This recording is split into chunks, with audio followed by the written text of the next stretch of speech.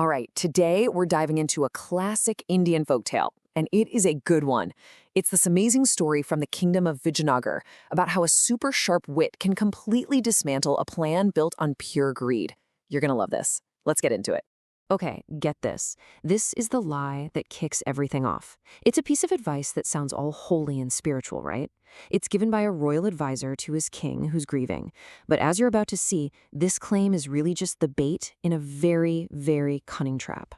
So picture this. We're in the prosperous kingdom of Vijayanagar. The king, Krishna Deva Raya, is just overcome with sadness because his mother has passed away.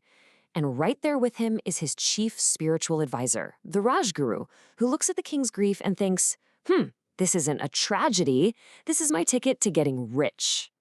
I mean, look at this. The deception here is just incredible. On the surface, the Rajguru is playing the part of the devoted advisor. He's just concerned about the late Queen Mother's soul finding peace. But his real goal? Oh, that's something else entirely. He wants to use the kingdom's money to get solid gold mangoes for himself and all his buddies. So you might be thinking, how on earth could a plan like this actually work? Well, it all comes down to the king. He wasn't just grieving, he was drowning in guilt. And that kind of raw emotional state can make anyone, even a powerful king, totally blind to what's happening right in front of him.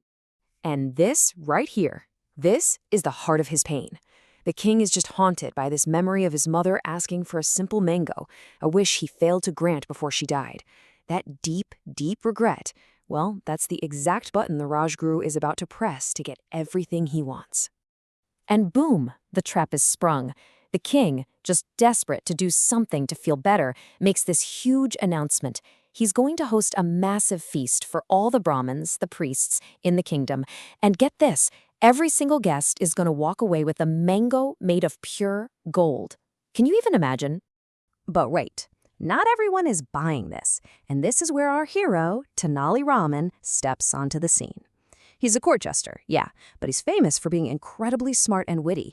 He sees the Rajguru's plan for exactly what it is, total greed dressed up to look holy, and he comes up with an absolutely brilliant plan to stop it.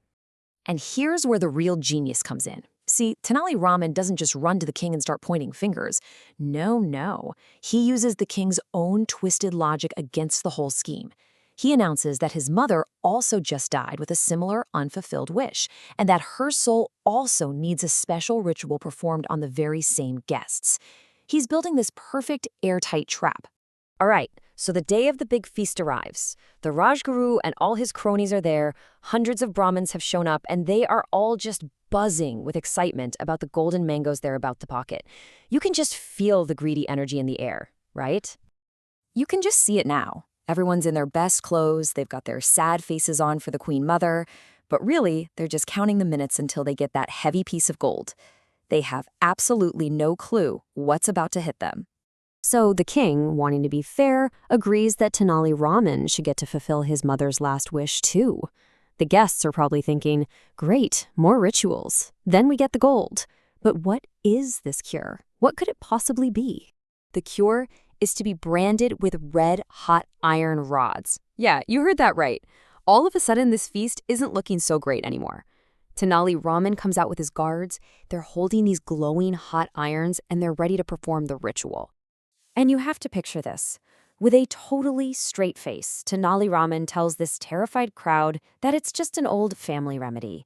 He's simply following the king's lead, right? Giving the guests what he couldn't give his own poor mother. I mean, the logic is perfect. It's inescapable. They are completely and utterly trapped.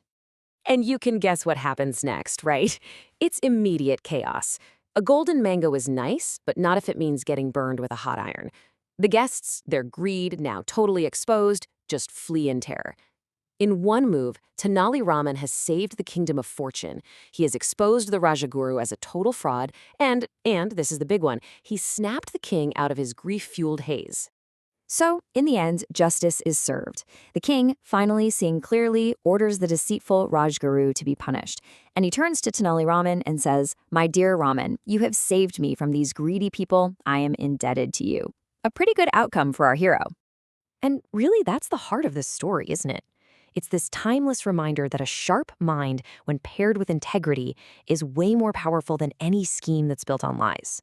It shows us that wit, it's not just for making people laugh. It can be a powerful tool for justice. And that kind of leaves us with a big question to chew on, right? In a world that can feel pretty complicated with so much misinformation out there, how can we use that same kind of cleverness, that same kind of wit in our own lives today to cut through the noise and stand up for what's right?